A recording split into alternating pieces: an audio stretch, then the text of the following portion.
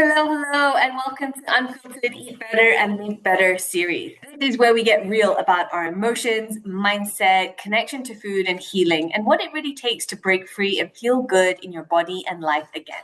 I'm your host, Janie Shah, and in this series, I sit down with everyday people who faced challenges with their health, body, their mind, their confidence, or long held beliefs that have held them back, and found powerful ways to rise and grow through it all.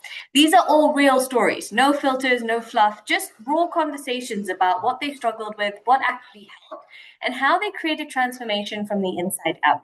So, whether you're on your own journey or just curious on what's possible, you're in the right place. So, here's to eating better, thinking better, and living a phenomenal life. Let's go. So, today's conversation is something we don't often, I'd say, stop to question, right? And that is the way that we respond to what life throws at us. And also kind of just thinking about what am I doing, right? Am I doing what I'm meant to be doing? And I'm joined today by Richard, whose journey spans from policing, high pressure environments, major life transitions, and some really great, deep, reflective moments that really shapes how he sees the world today.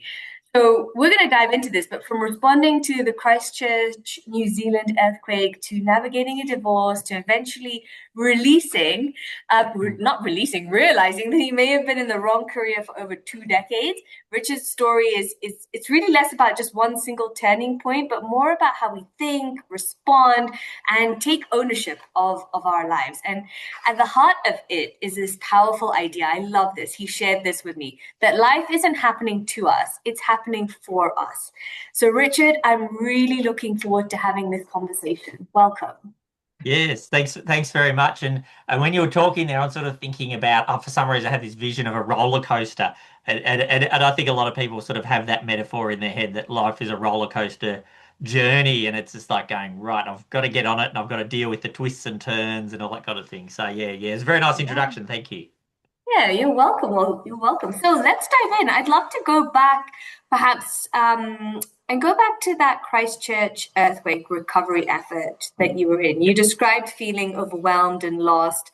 What was going on for you at that time? Yeah, so well, even if I just go for, I suppose, the immediate time before the Christchurch earthquake, and I guess I've been to Christchurch quite a number of times just for holidays and things like that, and was in love with it, and just I had this great sort of connection to it, and I can't explain why or how, but it's just one of those things. Maybe because New Zealand is much like Australia with regard to landscape and people, and we're all Yeah. just super And you're friendly. from Australia.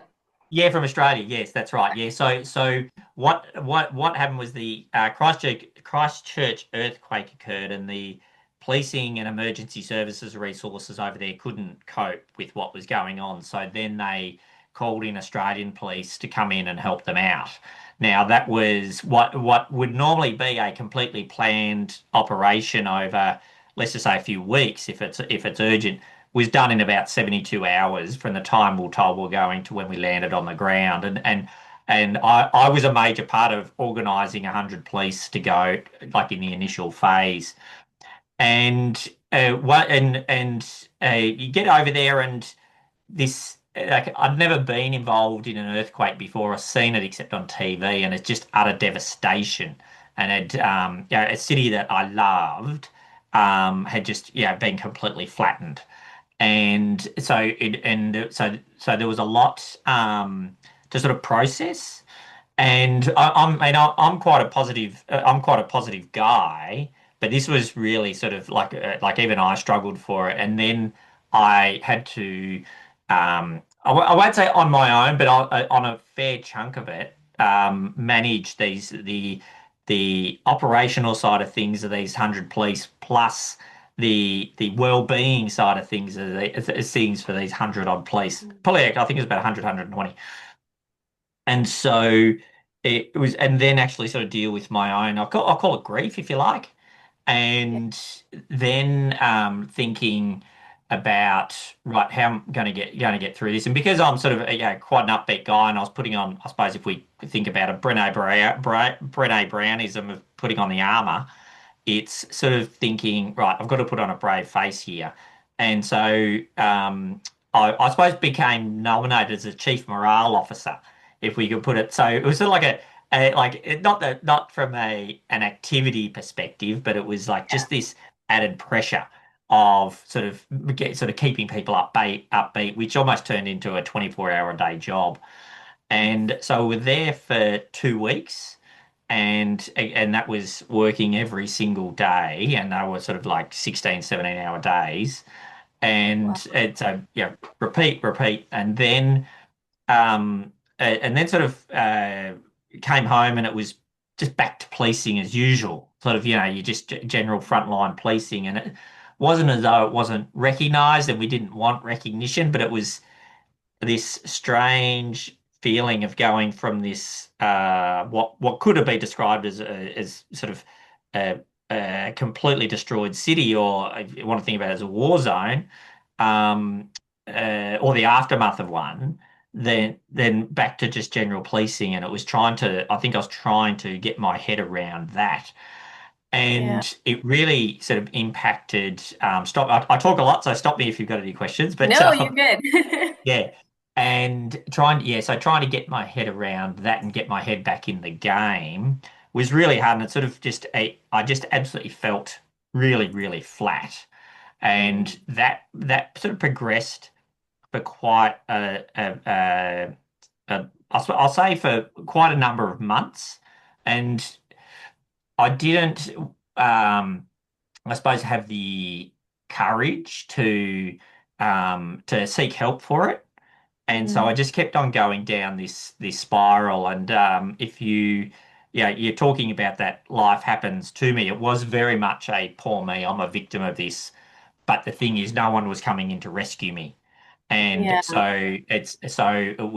that was really hard. Like, I had lots of friends in the police force, but I think they didn't know what was going on, and not what was going on for me. So I really sort of struggled through that period. Um and it was eventually when and I yeah I said when I sent some notes to with my friend Mark, that when I had that conversation with him Yeah. about well, what do you want to do? And I said, no, I don't. I know what I don't want to do. And he said, that's not good enough. Like, that was, Right.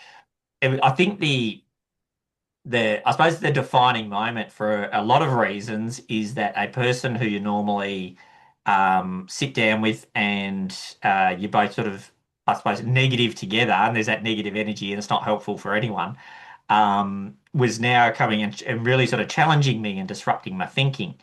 And so that's when I started over sort of that, I'll say, well, it was actually I'll say actually a couple of years really of getting into that. Well, I don't want to be a victim anymore. And this is sort of only Right. language that I've sort of learnt probably in the last few years, that I've got to be a creator, if you like a creator Right. of my own sort of life. So moving from that victim space.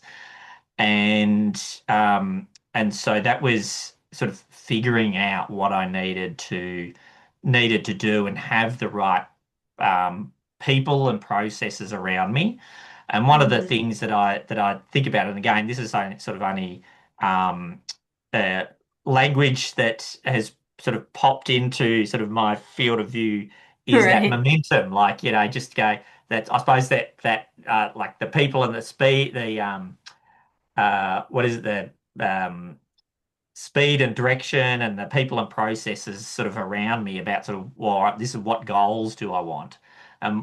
Because at the time, it was sort of, I didn't really have any goals. I was just sort of stumbling along from day to Yeah. day. And what that sort of tied into as well was a really poor diet. It was only actually after you posted something on the conspiracy that I actually started thinking about that. And I kept myself quite fit, and I was reflecting. I usually kept myself quite fit, but I can't tell you the amount of, and this is where when people think about, when I say this, they think it's sort of like a police, I don't know, a joke, but I had a lot of coffee and donuts. And it's just like, over that time. People go, "Is that true?" And I go, and at the time it was. I was having a lot of coffee and donuts, and Donut. it wasn't doing me any favors at all. Like, wasn't exercising, Yeah. and And so again, and that was sort of impacting or slowing, if I could put it that way, slowing my recovery because I just felt terrible. And I knew I felt terrible, but it was the uh, like I eat fine at home. That's okay because my wife's a great cook. But when it I would yeah, have a coffee and have a donut and have a coffee and have a donut and do that 4, 5, 6 times a day. And then go, right, okay, what can I have for lunch? I'll have dim sims and all that kind of thing as well. So it's this whole like it's and I knew that if I didn't do exercise, I'd just go on this downward spiral and I'd start and then stop and all that. And Yeah. so yeah, so I was eventually sort of just, I don't know, starting to get the momentum about, right, where do I want to go? What do I want to achieve as well? Yeah. And so that's where sort of so that was sort of the Christchurch earthquake effect, if you like. Effect. Um, Yeah. Yeah. yeah. And I want us to go in there because you mentioned something interesting that the language that now you are aware of and come across when you speak of I was being the victim and all. Mm, What's really interesting is that sometimes so many of us are in that space where we think things are happening to us until yeah. slowly we realize this is just not the way I want to feel anymore or how I want to be anymore. But I was curious if Yeah. you remember what sort of language you may have had in your mind at that time and what sort Yeah. of things you may have been saying to yourself while you were in that experience and in Mm. that zone. Well, it was interesting. There's a saying in the police force, and it's sort of more like the squeaky wheel gets the oil. And so you had people would sorry, so this is other police would be whinging and complaining that they weren't getting opportunities, but they would I suppose to a certain extent make things happen for them because they were sort of speaking up, if I can put it that way.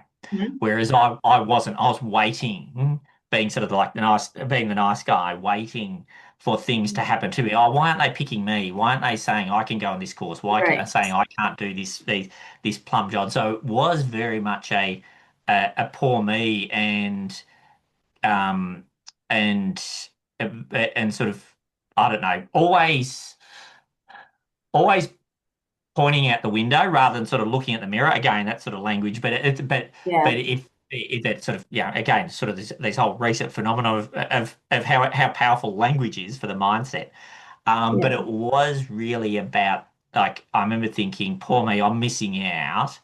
But if I but that and that was on me because I wasn't um uh, having the confidence to step forward and go, well, what about me?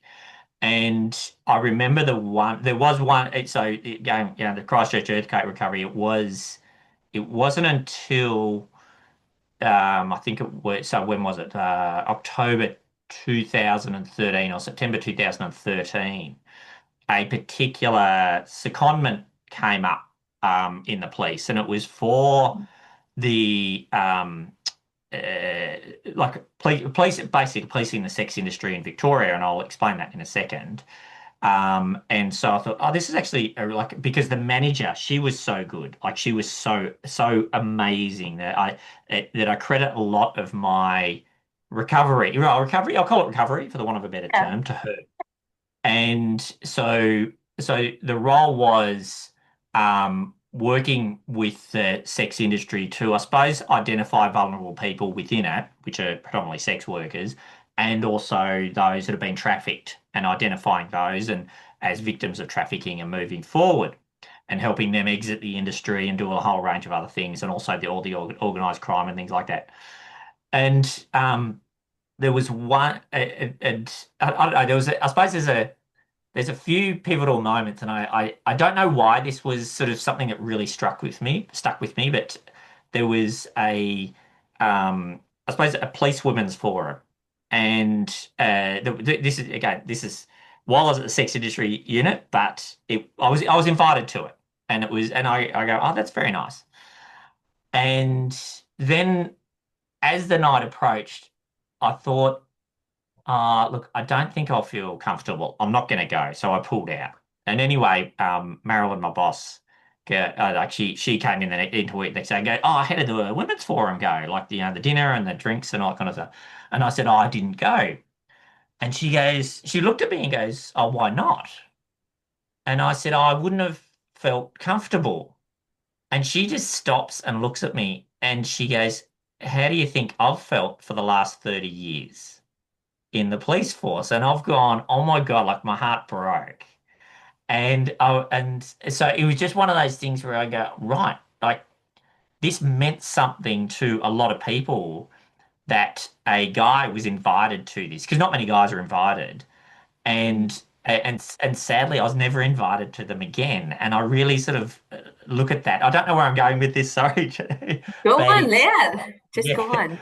but it was just one of those moments that I really sort of reflect upon and go, I'm never going to be in that situation again because I'm here as a support, I suppose, and a champion, and people have respected me enough to invite me, and here I am turning them down and effectively turning my back on them. And I thought I'd never ever do that again. So and that was Yeah. again just sort of it was a like a pivotal moment, but I can't explain sort of how or why. It was just I suppose a powerful Yeah. moment for me that I do need to step forward. I've actually got a responsibility here, and I need to step up. And so Yeah. it was from there, yeah. So again, it's those little incremental steps that Yeah. and this was under my boss Marilyn, and we're still great friends, and that just gave me that confidence back, and that what particularly in policing, what I was doing was important and made it one of the most sort of fulfilling 3 years of my career. So Yeah. yeah, so that was Wow. that was it. Yeah. So it was just so Yeah. and there was only like with policing, there was only two sort of work areas that I go, this is really sort of fulfilling me. Like, yeah, this is going, yeah, Right. Yeah. this is what I'm happy doing. What And do you think it was about those particular roles that you were playing there that was fulfilling for you as compared to, all the years before that in the policing work you were doing? What was it about this? sorry, what was it? Sorry, what was the question? Sorry. So what was fulfilling about those sort of last 3 years where you felt now I actually feel fulfilled in what I'm doing? What was different in this role? I think well and I'll put a bit on Marilyn Maz that like Mm, she made you feel like what the work you were doing mattered. mm, And it did, but she was really and she brought you along for the ride. Every single minute of every single day you were along for the ride. And you didn't care what the ride was going to be. You just go, I'm there, I'm there. And so it was incredibly powerful. So, but prior to that, it became a like so prior to that, it became I'd say I think I don't know, it became a job rather than sort of a calling. mm. Whereas, initially when you first join the police force, it's sort of the public service. You're certainly not there to get rich by any stretch of the imagination, but you're there to serve the community, and that's what I loved. And then because it was dealing with the same, and while policing on TV looks very exciting, it can become quite sort of monotonous because particularly when you got the systems and processes and the bureaucracy to battle, it becomes hard, yeah, hard yakka, which I don't know if it's an English term, but it's hard work, hard work, and um, and Oh, so moving into something that mattered, that was the reason I signed up for policing in the first place, was to support, quite vulnerable mm, people. That just added sort of fuel, like fuel in my belly, if I can put it that way. And mm, so that's what was meant to be like a 3 or 6 months of comment that lasted 3 years, and in that time We did a lot of work around human trafficking investigation, raising awareness around human trafficking. So super Mm. important work, and working with a lot of other government agencies, and a lot of NGOs, and working with a lot of sex workers to sort of, or I won't say working with, engaging with a lot of sex workers to sort of find out what's going on in the industry, and it was and just a Right. really dedicated team. So again, that sort of fires you up for sort Mm. of what to do next. Now, what then Yeah. happened was it got to this 3 year mark, and higher up in the chain said, "Oh, you've had 3 years. That's enough. You're going." And so within probably 3 weeks, I was back as a frontline operational policing.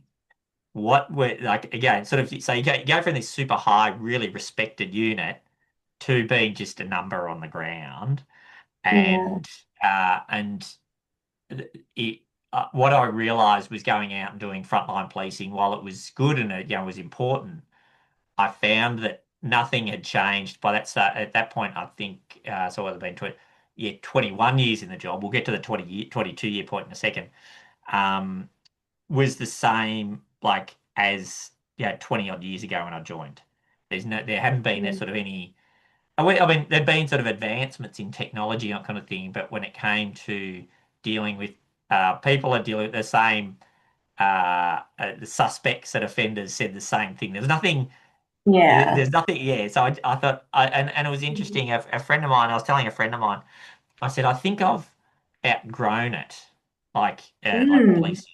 And she goes, no, I think you've just emerged from an area, and it's sort of you're now sort of beyond it, and it was just which sounded really arrogant, and I'm still trying to process the language a little bit, but I could see where she was going with it, so that I'd sort of Yeah. emerged from this whole specialist unit as a different person to what I'd entered it. And then I went into and so I sort of lost for a little bit. And then my wife came home one day from work, and she was like super excited. She doesn't normally come home from work super excited. And she goes, I did this course today, like just with this woman, and she runs a coaching course. And I've gone, oh, so tell me a bit more about that. And she said she goes, it's probably perfect for you. It's because it's between a psychology degree, which is probably talking it up a bit too much, and nothing. And so it's this sweet spot, this coaching course. So anyway, so I rang up the woman who runs it, Kathy, again, who I'm still good friends with. And she was telling me about it, and I said, Kathy, you had me at hello. Where do I sign? And so it was like, great, okay, so let's do it. And I was on there with I think 8 other people on the course, and it was all face to face at that time. And it was really interesting because the first day, those general introductions and all kind of thing as well. And people opened up immediately, and I'm really sort of shocked. And because, being a copper, you don't open up, but here they Yeah. are, and I thought, well, and so they're sharing their experiences and all kind of thing. And I like, but what I said why I was there was, let's just say they've dialed why they're there up to about a 8 out of 10. I landed on about a 4 out of 10. I'm thinking, oh my God. And it is if that, because I thought I'll dial this up a bit as much as I can anyway. But then there was like we did this I suppose whole brain thinking profile, the Herman brain dominance instrument. I had no idea what it was, but people were Okay. very excited about it. Very, very excited about it. I'm going, all right, all right, this must be good. And so anyway, they the results get distributed there on day 2, and I'm reading through it, and sort of we're debriefing it as a group. And I remember, and this is where it comes into, I've been in the wrong career. Like, it was 22 years, and I just look at the profile, and after it's been unpacked, I've gone, I've been in the wrong job, like, for so long. Like, it just hasn't been me. I Wow. don't know why. Like, I don't know why I haven't seen this earlier. Like, why, why? And Mm. um, and so that's when. And again, this is when I started understanding that, like I was talking about before, around I suppose we'll call it mindset language, if you like, in the coaching course, and just being able to shift mindsets, or my own mindset first. And that's again going back to day one of the course. I was thinking, oh, this is about coaching other people. Really, like I learnt more about myself from the Yeah, coaching course than I did about sort of anyone else. They like learning how to coach was yeah, completely secondary. yeah. And I and have to just say, actually, at that point, you're so right. I'm a life coach and I'm doing the life coaching certification, and mm, more so than coaching other people, you really learn more about yourself and take yourself through it and discover things about yourself. yeah, Yeah, it's very, very interesting. So, what was it in the report that made you really know that you've been in the wrong career? What did it say? yeah. So yeah, well, it was this I suppose like yeah, it's broken up into four quadrants, and in sort of this blue quadrant is facts and data and analytics, that kind of thing, and the green quadrant is process and all that kind of thing. And then in the red quadrant on the right hand side is sort of emotional and feeling and all that kind of thing. And then the yellow is yeah, big picture, blue sky thinking. I was so far in the yellow and the red, Wow. but it was just it was just like, once I unpack it, it didn't surprise me. But police generally would fall into the blue and the green because they just follow Yeah. process. And I go, I know there'll be police that are the same as me, but I'm here. I'm having this insight for myself that I don't like the process. I don't like the analytical. I don't like all this kind of thing. I just don't think it's the right career for me. And I just knew I hadn't, but I've never done a diagnostic that would actually have sort of cemented that position for me. Right. So it was pretty all right at that moment that I thought, no, I've got to get out. It's not doing me it's not doing me any favors, this particular this job. Yeah. It's not something that is satisfying me. I've just been shifted Yeah. out of Yeah. the most, probably at the time, the most fulfilling role I'd ever done. Yeah. And now I'm doing this coaching program, having these amazing insights, and again talking about sort of emerging a better person. I could see myself just at that sort of outgrowing the police force, and Yeah. because I suppose leaving it behind, if you like. I can see myself going. I'm a bit more enlightened, if you like. Yeah. Yeah. I'd just be curious actually. So when you were in the sex trafficking unit and you were Yeah. in your role there, Mm. do you feel that you had more space for creativity? There's a lot more you were doing, and it wasn't just factual, mundane sort of day-to-day things? Yes, yeah. So yeah, absolutely spot on. So because of the nature of the industry, you don't get many witnesses or people willing to put their hand up and telling you what's going on. Mm. So you have to be quite creative in how you police it. Now, that's not creative in relation to sort of evidence gathering. It's and sort of trying to bend rules. It's just finding other avenues to Yeah. get evidence. And so that Yeah. might be using obscure legislation, unorthodox policing techniques, if you like. So like for, Right. Yeah.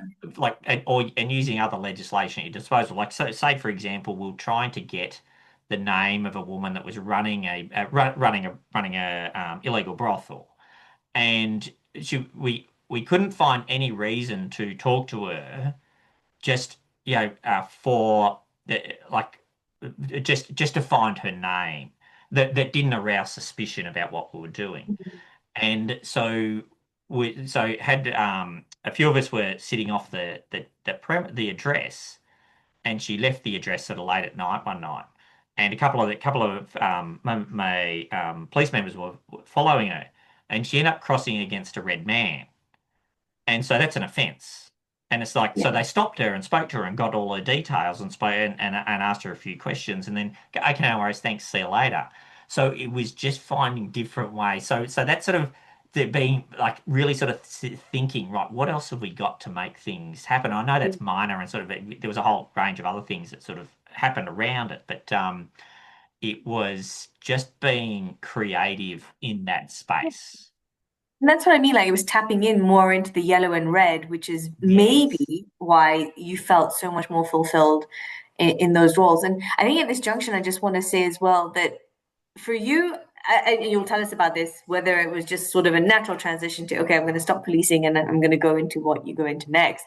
Yeah. But these tests can be really useful in helping people recognize stuff about them that maybe they're either closing themselves off to and not recognizing, or just being a really good indicator, right? On where are my strengths, where are my weaknesses, where do I feel that I would thrive and not thrive. And for me, so I used to be a lawyer before. Wow. And Yeah. my transition sort of just happened very naturally because I went on my own health journey, and through that health transition, I was like, oh, I have to share this with everyone else. It would be really interesting if I did a test to see where I would fall in either of those quadrants and those colors.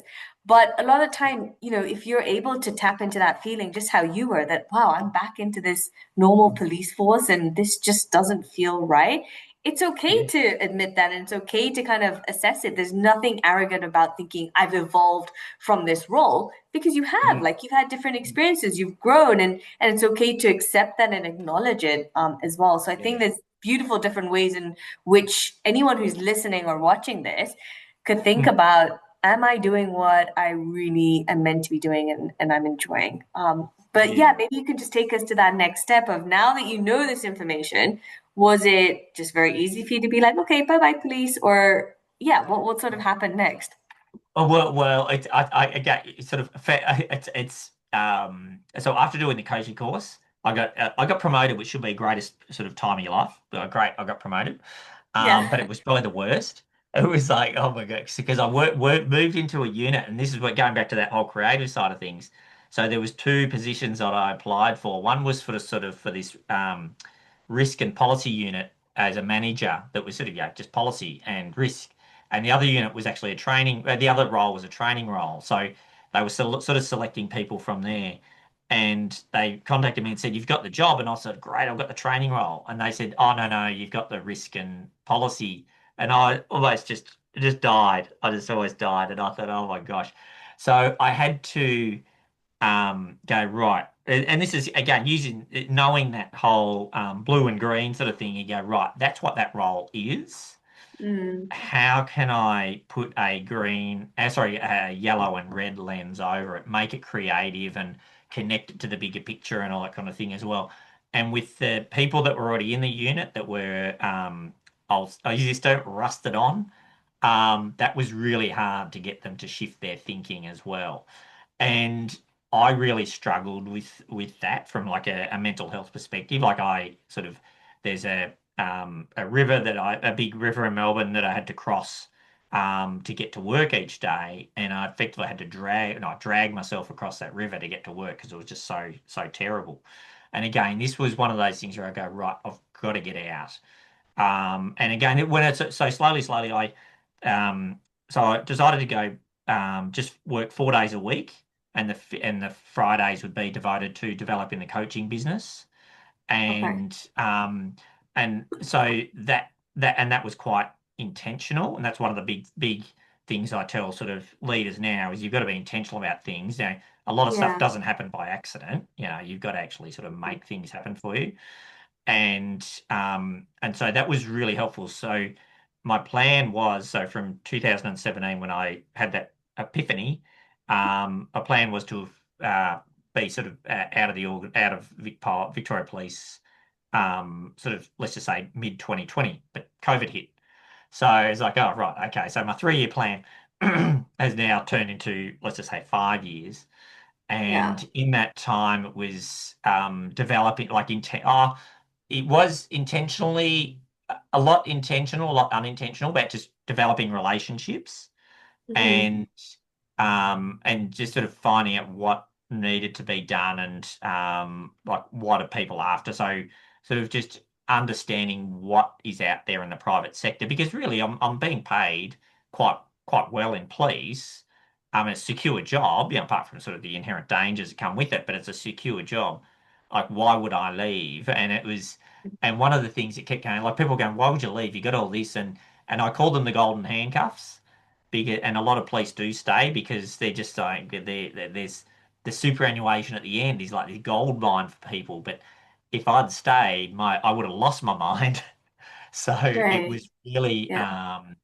about going right. What will then happen? What do I then need to do to leave? So an opening came up in the Victoria Police Leadership Development College, and I went, all right, I'm there. So I applied for that. Actually, I'll step you back a couple of years. So I've done the coaching course, and I was sitting in the interview for that job that I didn't particularly like, but I got it anyway. Yeah. And I remember sort of doing this whole visualization in the position, and really I couldn't believe how powerful it was. I'm sitting in the interview answering these questions, and just sort of nailing it. And I thought, wow, this is fantastic. And then I knock over a cup of water, but that's all right by the stage. And so it's like, oh, great. And so yeah, so then I applied that same principle for the panel interview for this position at the Leadership College, and again, same outcome, got the position, and it went so moving from this place that I just couldn't stand to another, what turned out to be again my second most fulfilling role. Yeah. Um, Learning about leadership and facilitation and applying coaching skills, all these things that I've been sort of doing really hard for the last 3 years, I was able to apply Yeah. and be sort of respected for it and and feel valued and that I'm contributing to sort of the leadership development of Victoria Police and yeah, just really sort of enjoying that moment. And then sort of it came to January 2020, sorry, November 2021, and we had sort of one of my nephews committed suicide, and it was like, oh my gosh. So that sort of put the family in a bit of turmoil for a while. And then I was offered, just again at the same time, not it, I was offered, I suppose I was offered an opportunity to leave Victoria Police. While leadership train development was fulfilling, I felt there was nowhere else in the organisation that I wanted to go. Like I'd just sort of reached where I wanted to go. The next rank was Mm. inspector, and I never ever saw a happy inspector. And I thought, well, I don't want that. I don't want to not be happy. And Yeah. so then this opportunity came up, and I worked for a consulting firm for about 3 months afterwards, and that was a bit Hmm. chaotic. And again, I was sort of trying to adjust to life outside the police force, so trying to do that.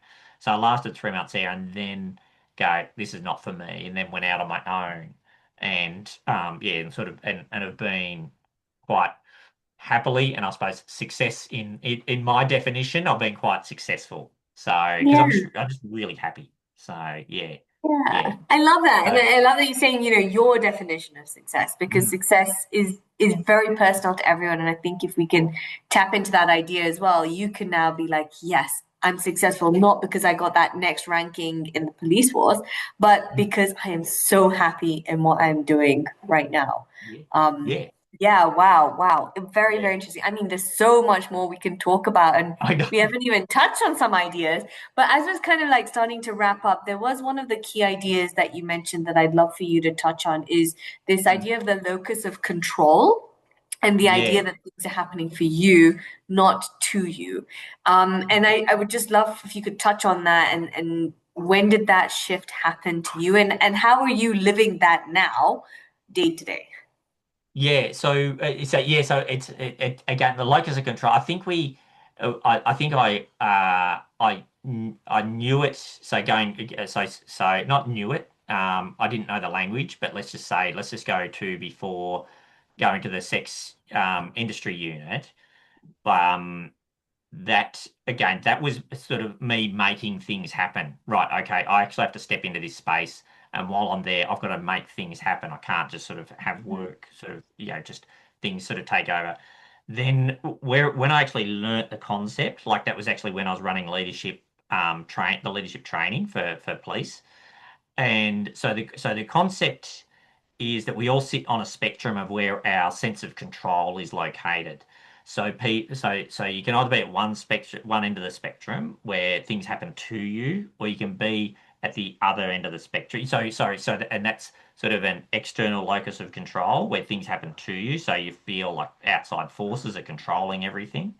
And then there's an internal locus of control where you control things. Now, and you're not guided by luck or you sort of it's and so probably the only thing the only thing I feel where luck is in raffles and lotteries and things like that. You go, right, okay, I get the concept of luck there. What sort of really while there's assessments you can do about where you sit, people tend to generally get the idea. And so it's about people shifting from that, getting people to be aware about where they are on that spectrum, whether they've got an external locus of control or internal locus of control, and being able to shift. Now, we certainly get a sense, like say for example, with a job interview, and this is what I put to people, with a job interview, you don't get that position. So people with an external locus of control will sort of beat themselves up about it and say there was offense about it, or they want a particular gender, or there's something else going on that means they didn't get it. Whereas someone with an internal locus of control will will say, well, I didn't get it. What can I learn from it? And how can I apply that learning? And right, okay, I can maybe do it better next time, or or actually ask for feedback as well, and sort of and thinking about it that way. Often with people with an external locus of control, I use this term. They're not happy unless they're miserable.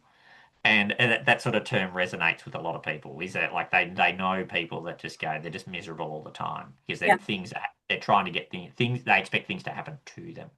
yeah, And so yeah, so that's sort of the very brief version of sort of the yeah. locus control. So yeah. Of that. Yeah, no, I love it. And I think this is where your effort pays off, right? Like there's a Yes. little bit that you need to do, and Yeah. then stuff can start happening for you. But if you just Mm. sit there thinking, okay, I really want this, but you don't take a step forward towards it, Yeah. you're not giving yourself that power and control that you can make it happen, you know? Yeah. Yeah. So yeah, I love that definition. So thank you for sharing that. Yeah. And Yeah. For sure. Yeah. Yeah. No. what does living with that mindset actually look like day to day for you? I suppose if we think about it from even my business perspective, I don't sit here waiting for clients to call. Like it's like I'll actually sort of reach out to them, and if I get we'll call it a lead. I'm not a salesperson by any stretch. I'm Yeah. hopeless at sales. But it's actually sort of reaching out, just sort of saying, hey, how's it all going? And actually doing this regular engaging. And yeah, it's the harder, messier work. And I'm sure there are companies that have, people sort of constantly calling them and leave, but I don't have that. So I'll reach out to people and sort of build those relationships and network. So from a day to day, the other thing is, and sort of just is when I was running the leadership program and I'd be talking about the locus of control, I'd have people go, "Oh, I'm really lucky. I've got a good team." And the people that would say that were predominantly women. And I said, well, and it was really interesting. It wasn't predominantly, it was always women. And I would pick them, pull them up on it, and I go, well, you've done the work to create that good team. I like don't attribute it to luck because of all the work. And they go, I inherited the team, and they were really good. And I go, well, no, you've had to work at it. Like they could have fallen apart. So it was really interesting. None of the guys ever said it. I'm lucky I've got a good team. It was always the women. It was always interesting to Yeah, to pull them up on it. So I don't super have any interesting. scientific evidence, just my own experience, but yeah. Yeah. Very interesting. Wow, Richard, thank you so much. We've had like a wonderful conversation, and I think we may have to have another one because there's some things that we still need to talk about. But Yeah. I think for this episode, this has been incredible. And there's a closing question that I ask all of my guests, and Sure. that is, if healing had a voice, what would it say to you today? If healing had a voice, it would say you're doing better than you think you are. Hmm. Yeah, doing better than you think you are. Yeah. Yeah, Oh, I love that. yeah, Beautiful. yeah. Yeah. Amazing. Wow. Well, thank you so much, Richard, for being here Cool. with us today. Yes, it's been an absolute pleasure. Thanks so much for having me. You're welcome. Yeah. This conversation resonated with you, helped you, or made you feel seen, please be sure to hit subscribe so that you never miss an episode. And come join our free Facebook community, Eat Better, Think Better. It's where these conversations continue and where you'll find real people walking the same path. And if you're ready to go deeper in your own journey, whether it's healing your relationship with food, shifting your mindset, or breaking free from beliefs that are holding you back, you'll find more support, resources, and ways to work with me at www.eatbetterthinkbetter.com. So until next time, here's to eating better, thinking better, and living a phenomenal life. Let's go.